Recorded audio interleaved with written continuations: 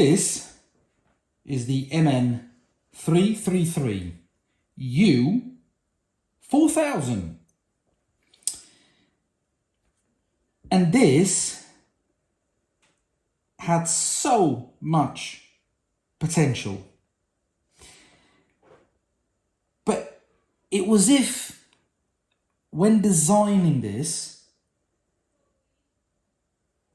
a couple of engineers maybe said, nah, we came up with a very good idea, let's ruin it. Yeah, that's what we're going to do. I'm Marcy from Bonnie's RC, welcome back to the channel, and this is the review for the MN333 U4000, which is, we all know what this looks like. It's a Unimog. Unlicensed, but it looks like a Unimog. This is actually a very good platform, believe it or not. It has a good mixture between plastic and metal. And yes, this cabin is all made of metal, which makes this model incredibly heavy at the front. Much so that the battery normally goes there.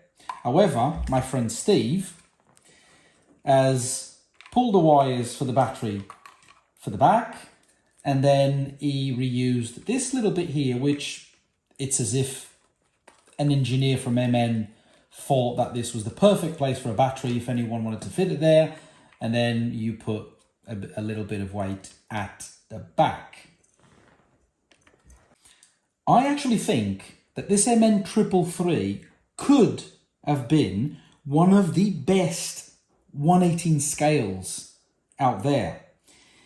However, let's start with the things that really annoy me, because I love this model. It doesn't sound like at the moment, but I absolutely love this model. But I'm so frustrated with 3 items here. It's as if they gathered 10 engineers and 9 of them came out with very good ideas, and then one, just for the sake of it, was like, nah, let's make something really bad on this model. And let's start with the thing that really gets to me. It comes with a very plasticky set of wheels and tires. And okay, I'm fine with that. This costs around $50. I'm fine with the fact that it comes with cheap wheels and tires. I wouldn't expect anything better than that. However, what really annoys me is 99% of brands out there use the standard 7mm hex, but not MN, not on this model. That one engineer thought he's going to do things differently, and he's going to put a bigger hex here, which is neither a 12 nor a 7mm hex. And what I mean by this is that these are rubbish wheels and tires, and by not having a 7mm standard hex, you will struggle to find or to fit a decent set of wheels and tires unless you adapt. If you're resourceful, like my friend Steve is, you adapt. It would only take to put a 7mm hex in this beautiful model, and then you would have so much choice in terms of wheels and tires. And this is where my frustration comes from. I absolutely love this model, but this, in my head, makes no sense. Second thing I particularly don't like is this. Whatever. There's a third thing on the MN333 that I don't necessarily like, but I understand due to the price of the MN333. And it comes with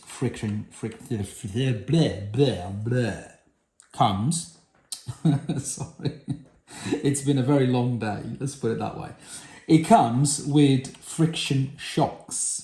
I've managed to say it. Friction friction shocks, which it costs around $50. So you accept that it comes with friction shocks. It's fine. They are easily upgradable. They are.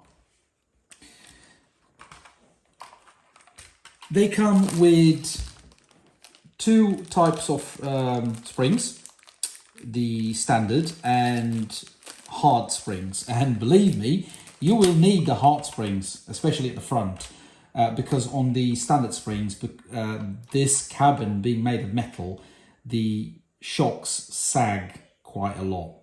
So Steve has fitted the hard springs at the front and left the rear with the standard springs.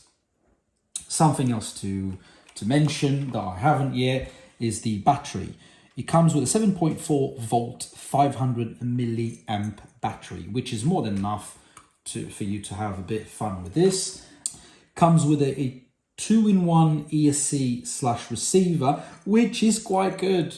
Believe it or not, it's actually quite good. It's whiny, don't get me wrong, it's whiny. But the low speed modulation on this ESC/receiver is actually quite good. And it comes with a 9-gram servo. One other thing to add is that it comes with a full light kit. Front and rear, which makes the model itself look really, really nice. However, it has indicators, annoyingly has indicators. So let's spin a bit of positivity on this one, because as I said, believe it or not, and although I'm sounding a bit annoyed and negative about certain aspects of this MN333, I actually love it. I do. It looks the business. And for $50, with the amount of metal it has, and that includes metal axles and metal gears throughout. For $50, there's not really that many out there where you get the perceived quality and looks as you get with the MN333. I think what really annoys me is that hex. I don't know what they were thinking, really. I really don't know, because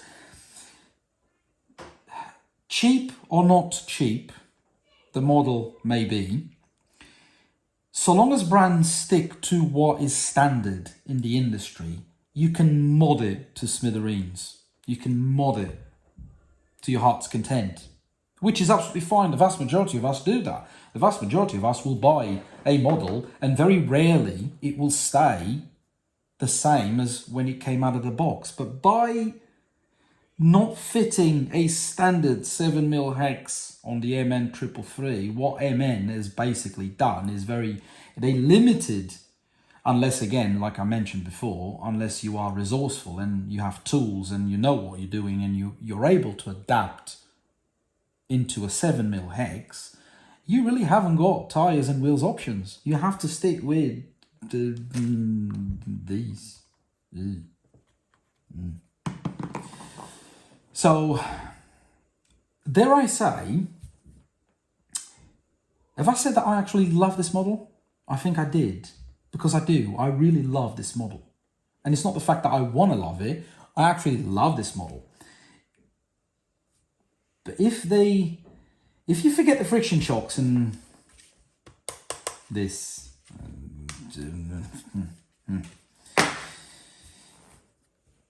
if they had fitted a 7mm hex, this would have been a quasi-perfect 1/18 scale.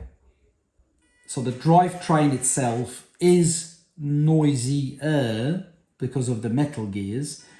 The whiny ESC doesn't help, but the low end modulation is really, really good. And to think that on a $50 model, you have such a good low speed modulation is actually really astonishing. Let's give it a test on my little 3D printed obstacle course. Oops, it's going to move.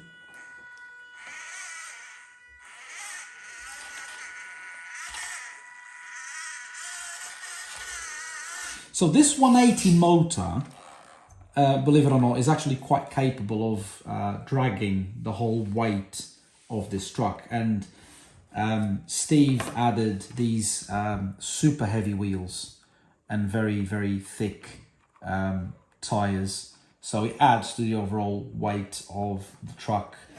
But even with all of that added metal weight, that 180 motor is still very, very capable. And again, apart from the ESC being a bit whiny, I have no complaints whatsoever. The 2-in-1 ESC is really, really good.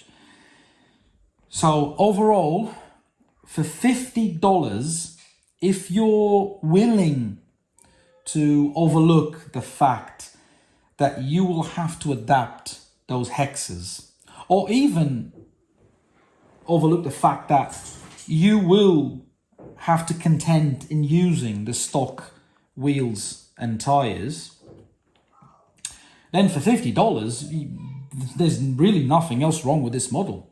I think MN is coming out with really, really good options and alternatives to the well-established brands.